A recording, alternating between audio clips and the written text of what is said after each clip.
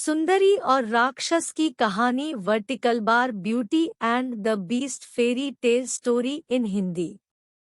Friends, इस post में हम सुंदरी और राक्षस की कहानी beauty and the beast fairy tale story in Hindi share कर रहे हैं। यह एक पारी कथा है जो सर्वप्रथम फ्रेंच नॉवेलिस्ट गब्रिएला सुज़न ने बरबोट दी विल्लेन्यूवे गैब्रियल सुज़ैन बारबोट दी विल्न्यूव द्वारा लिखी गई थी। देश विदेश में यह कहानी बहुत लोकप्रिय है और इस पर कई फिल्में भी बन चुकी है। ये एक कहानी सच्चे प्रेम का महत्व बताती है। एक नगर में एक धनी व्यापारी अपनी 3 बेटियों के साथ रहता था। सबसे बड़ी बेटी का नाम ब्लिस था, मछली का ब्लॉसम और सबसे छोटी बेटी का नाम ब्यूटी था। पत्नी की मृत्यु के बाद से बेटियों की देखभाल की सारी जिम्मेदारी उसने खुद ही संभाली थी। समय के साथ उसकी तीनों बेटियां बड़ी हुई। तीनों में ब्यूटी की सुंदरता सबसे ज्यादा निखरी। ब्यूटी की सुंदरता के कारण दोनों बड़ी बहनें उससे जलने लगी। वे दोनों गुस्सैल, लालची और स्वार्थी स्वभाव की थी, लेकिन ब्यूटी का स्वभाव नम्र और दयालु था। अपनी बहनों के विपरीत वह उनसे प्रेम करती थी। एक बार भयंकर समुद्री तूफान में व्यापारी के सामान से लदे जहाज फंस गए। कई जहाज समुद्र में डूब गए, कई लापता हो गए। व्यापारी की बहुत बड़ी राशि इन जहाजों और सामानों पर लगी हुई थी। इस नुकसान से उसका पूरा व्यवसाय बर्बाद हो गया। नुकसान की भरपाई करते करते उसका सब कुछ बिक गया। घर छोड़कर उसके पास कुछ न बचा। ऐसे में वह अपनी बेटियों के साथ गरीबी का जीवन व्यतीत करने विवश था। धन धान्य के भरपूर जीवन जीने की आदि दोनों बड़ी बेटियों को अभाव का ये जीवन रास नहीं आ रहा था। वे दिन भर अपने पिता को कोसती रहती थी। घर के काम से उन्हें कोई लेना देना नहीं था। अपना अधिकांश समय वे आराम करने में बिताती थी। इस कारण घर का सारा काम ब्यूटी के हिस्से आता। गरीबी के जीवन की आदि ब्यूटी भी नहीं थी, लेकिन वह अपने पिता का दुख समझती थी। इसलिए उन हालातों में भी वह अपने पिता की खुशी का ख्याल रखने की कोशिश किया करती थी। वह घर का सारा काम खुशी खुशी करती और हर समय खुश रहती थी। कई महीने बीत गए। एक दिन व्यापारी को कहीं से खबर मिली कि उसके लापता जहाजों में से एक जहाज बंदरगाह पहुंच गया है। इस खबर को सुनकर व्यापारी खुश हो गया और बंदरगाह जाने की तैयारी करने लगा। बंदरगाह रवाना होने के पहले व्यापारी ने अपनी बेटियों से पूछा कि वापसी में वह उनके लिए क्या लेकर आए। दोनों बड़ी बेटियों ने कपड़े, जूते, आभूषण और ऐसी ही अन्य चीजों की सूची बनाकर उसे दे दी। जब ब्यूटी की बारी आई तो वह बोली, पिताजी, आप मेरे लिए एक सुंदर लाल गुलाब का फूल लेकर आना। व्यापारी बंदरगाह जाने के लिए रवाना हो गया। लंबी यात्रा कर जब वह बंदरगाह पहुंचा तो बहुत निराश हुआ। उसका जहाज टूट चुका था। उस पर लदा पूरा सामान नष्ट हो गया था। अब वह क्या करता? खाली हाथ घर लौटने लगा। वापस लौटते लौटते रात हो गई थी। रास्ते में एक घना जंगल पड़ता था। व्यापारी जल्दी से वह जंगल पार कर लेने की कोशिश में था, लेकिन वह अचानक शुरू हुए आंधी तूफान में फंस गया। आगे का सफर जारी रख पाना अब संभव नहीं था। वह कोई ठिकाना ढूंढने लगा ताकि वहां रात बिता सके। जंगल में इधर-उधर भटकने के बाद उसे एक जगह रोशनी नजर आई। वह रोशनी की दिशा में चलने लगा। पास पहुंचने पर उसने देखा कि वह रोशनी एक महल से आ रही है। रात गुजारने के लिए आसरे की उम्मीद में वह महल के दरवाजे पर पहुंचा। महल का दरवाजा खुला हुआ है। उसने दरवाजे से ही आवाज लगाई, कोई है? कोई है, लेकिन महल के भीतर से कोई बाहर नहीं आया। कुछ देर इंतजार करने के बाद वह अंदर चला गया। वह महल शानदार था। वहां सभी चीजें करीने से सजी हुई थी। व्यापारी ने फिर से आवाज लगाई, लेकिन इस बार भी कोई नहीं आया। यह व्यापारी को कुछ विचित्र लगा।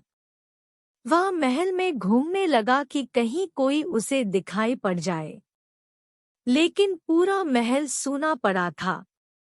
एक कमरे में उसे खाने की मेज दिखाई पड़ी, जो लजीज पकवानों से सजी हुई थी। दिन भर की यात्रा के बाद अब व्यापारी को जोरों की भूख लगाई थी। उसने मेज पर रखा खाना खाया और उसके बाद एक कमरे में जाकर सो गया। रात में उसे गहरी नींद आई। सुबह सूरज की रोशनी आंखों में पड़ी, तब उसकी नींद खुली। नींद खुलने पर उसकी नजर बिस्तर के किनारे पर पड़ी, जहां नए कपड़े रखे हुए थे। नहाकर तरोताजा होकर उसने वे कपड़े पहन लिए। अब वह वापस घर के लिए रवाना होने तैयार था। मौसम भी साफ हो चुका था, इसलिए कोई परेशानी न थी। खाने की मेज पर उसे गर्मागर्म नाश्ता तैयार मिला। पेट भरकर नाश्ता करने के बाद वह महल के बाहर निकल आया। महल के बाहर एक खूबसूरत बगीचा था, जिसमें रंग-बिरंगे फूल खिले थे। उनमें गुलाब के फूल भी थे। गुलाब के फूल देख व्यापारी को अपनी बेटी ब्यूटी की याद आ गई, जिसने उससे लाल गुलाब का फूल लाने की गुजारिश की थी। उसने सोचा कि दोनों बड़ी बेटियों की इच्छा तो मैं पूरी नहीं कर सका, कम से कम ब्यूटी की इच्छा तो पूरी कर ही सकता हूँ। यह सोचकर उसने लाल रंग के गुलाब को तोड़ने के लिए अपना हाथ बढ़ाया, लेकिन तभी एक भयानक हंसी की आवाज ने उसे डरा दिया। वह हंसी एक राक्षस बीस्ट की थी, जो बड़ा भयानक था। उसकी आंखें जलते अंगारों सी लाल थी। वह बहुत क्रोधित दिखाई पड़ रहा था। व्यापारी पर चिल्लाते हुए वह बोला, दुष्ट आदमी, मैंने तुम्हें अपने महल में आसरा दिया, स्वादिष्ट भोजन से तेरी भूख मिटाई, मुलायम और नरम बिस्तर पर तेरे सोने की व्यवस्था की, नए शानदार कपड़े पहनने को दिए। इस सब के बदले तूने क्या किया? मेरा एहसान मानने की जगह तू मेरे बगीचे से फूल चुरा रहा है। मैं तुझे मार डालूंगा। व्यापारी डर के मारे कांपने लगा। वह राक्षस से क्षमा याचना करते हुए बोला, मुझे क्षमा कर दो।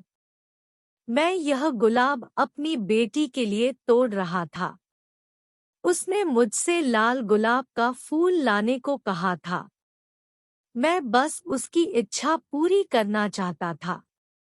मेरी जान मत लो, तुम जो चाहोगे मैं करने को तैयार हूँ।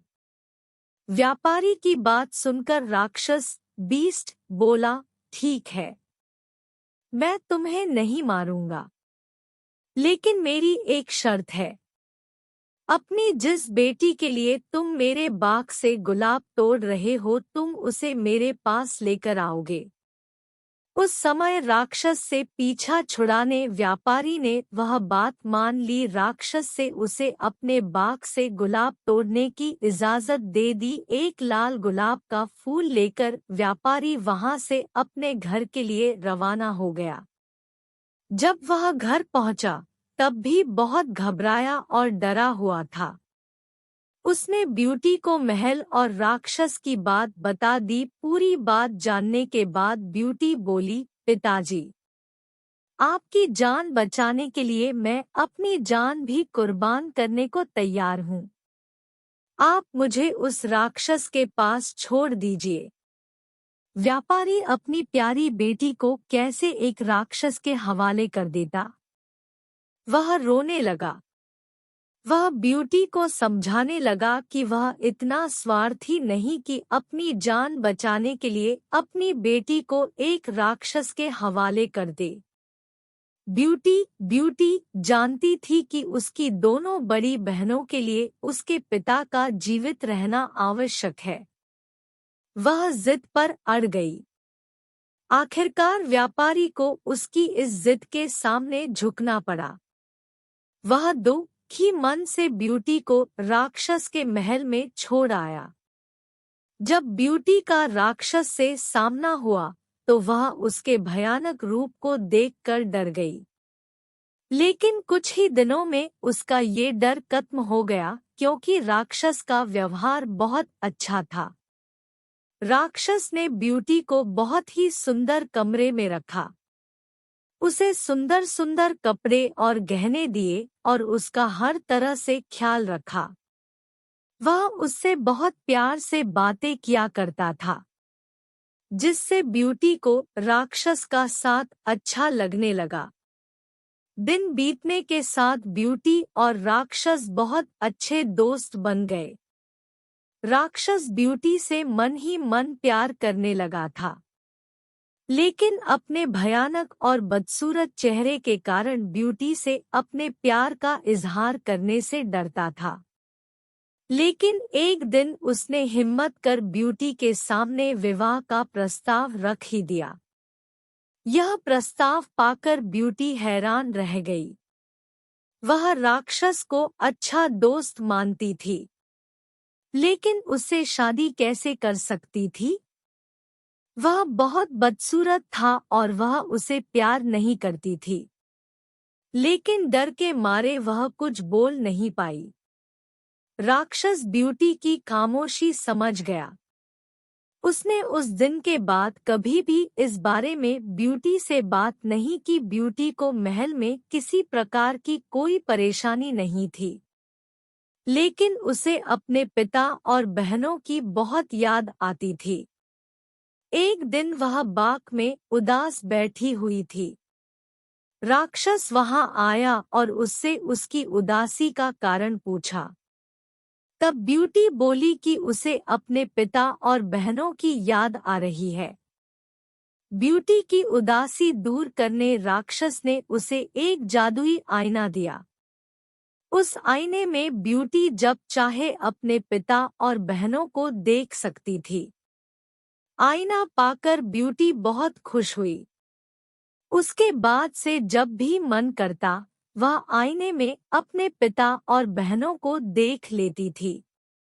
एक दिन आईने में ब्यूटी ने देखा कि उसका पिता बहुत बीमार है।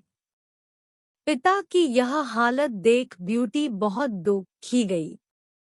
वह राक्षस के पास गई और बोली, मेरे पिता बहुत बीमार है। मैं उनसे आखिरी बार मिलना चाहती हूँ। मुझे जाने दो।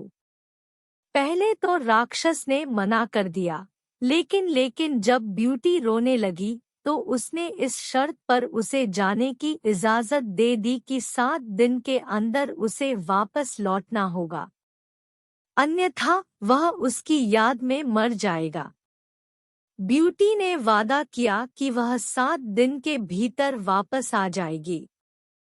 तब राक्षस ने उसे एक अंगूठी दी और बोला, इस अंगूठी को जब भी अपनी उंगली से उतारोगी, खुद को इस महल में पाओगी। ब्यूटी ने वह अंगूठी पहन ली। अगले दिन सोकर उठने पर उसने खुद को अपने पिता के घर पर पाया। वह अपने पिता से मिली तो वह बहुत खुश हुआ। ब्यूटी को राक्षस के पास छोड़ देने के दुख में वह बीमार पड़ गया था। ब्यूटी ने उसे बताया कि राक्षस उससे बहुत अच्छा बर्ताव करता है और उसका बहुत ख्याल रखता है। यह सुनकर व्यापारी को तसल्ली हुई और धीरे धीरे वह ठीक होने लगा। कुछ दिनों बाद ब्यूटी को राक्षस की याद आने लगी। उसे भी राक्षस की आदत पड़ गई थी। उसके अच्छे और दयालु व्यवहार के कारण वह भी उससे प्यार करने लगी थी, लेकिन खुद इस बात से अनजान थी। ब्यूटी की दोनों बहनें ब्लिस और ब्लॉसम का विवाह हो चुका था। एक दिन दोनों उससे मिलने आई। जब उन्होंने ब्यूटी के मुंह से राक्षस के महल और वहां के शानदार जीवन के बारे में सुना तो जल उठी। ब्यूटी ने उन्हें यह भी बता दिया था कि उसे 7 दिन के भीतर राक्षस के पास वापस जाना है। तब झूठ-मूठ रोते हुए दोनों ब्यूटी से कुछ और दिन रुकने का अनुनय करने लगी। वे चाहती थी कि राक्षस ब्यूटी से नाराज हो जाए और उसे मार डाले। ब्यूटी अपनी बहनों को इनकार न कर सकी और कुछ दिन और रुक गई। उधर महल में राक्षस ब्यूटी का बेसब्री से इंतजार कर रहा था, लेकिन जब 7 दिनों में ब्यूटी वापस नहीं लौटी तो वह उदास हो गया। उदासी में उसने खाना पीना छोड़ दिया, जिससे वह बीमार रहने लगा। इधर अपने घर पर ब्यूटी भी राक्षस को याद कर रही थी। एक रात उसने सपना देखा कि राक्षस मर रहा है। इस सपने ने ब्यूटी की नींद तोड़ दी। अपना वादा न निभाने के कारण ब्यूटी पछताने लगी। उसने बिना समय गवाए अपनी उंगली में से अंगूठी निकाल दी। दूसरे दिन सोकर उठने पर उसने खुद को राक्षस के महल में पाया। ब्यूटी ने दिन भर महल में राक्षस का इंतजार किया, लेकिन वह उससे मिलने नहीं पहुंचा। पूरे महल में ढूंढने पर भी उसे राक्षस नहीं दिखा। वह परेशान हो गई। शाम को वह महल से बाहर निकली और बगीचे में राक्षस को खोजने लगी, लेकिन वह उसे वहां भी नहीं मिला। जब वह महल के पीछे वाले हिस्से में गई तो वहां एक कोने में उसे राक्षस नीचे पड़ा हुआ दिखा। वह बहुत कमजोर नजर आ रहा था और ऐसा लग रहा था मानो वह बस मरने ही वाला है। ब्यूटी उसके पास गई और बोली, तुम्हें क्या हो गया है? राक्षस बोला, मैंने कहा था कि तुम्हारी याद में मैं मर जाऊंगा। देखो मैं मर रहा हूँ। राक्षस की वह हालत देख ब्यूटी रो पड़ी और बोली, मुझे माफ कर दो, मैं समय पर नहीं आ पाई, लेकिन मैं भी तुम्हें बहुत याद कर रही थी। मैं तुमसे प्यार करने लगी हूँ। तुम्हारे बिना मैं भी मर जाऊंगी। मुझे छोड़कर मत जाओ। मुझसे विवाह कर लो। ब्यूटी के ये कहते ही एक चमत्कार हुआ और राक्षस एक सुंदर नौजवान राजकुमार में बदल गया। ब्यूटी यह देखकर हैरान रह गई। राजकुमार ने उसे बताया, एक दुष्ट जादूगरनी के श्राप के कारण मैं राक्षस बन गया था। उस श्राप का प्रभाव तभी समाप्त होता जब कोई मुझसे सच्चा प्यार करता, लेकिन मेरी बदसूरती के कारण कभी किसी ने मुझसे प्यार नहीं किया और मैं वर्षों तक राक्षस बना रहा। आज तुम्हारे सच्चे प्यार के कारण वह श्राप समाप्त हो सका है और मैं वापस अपने असली रूप में आ सका हूँ। राक्षस और ब्यूटी ने विवाह कर लिया और खुशी खुशी रहने लगे। फ्रेंड्स, आपको ये beauty and the beast fairy tale story in Hindi कैसी लगी? आप अपने कमेंट्स के द्वारा हमें अवश्य बताएं। ये beauty and the beast fairy tale पसंद आने पर लाइक और शेयर करें। ऐसी ही और fairy tales and bedtime kid stories in Hindi के लिए हमें सब्सक्राइब कर लें। थैंक्स।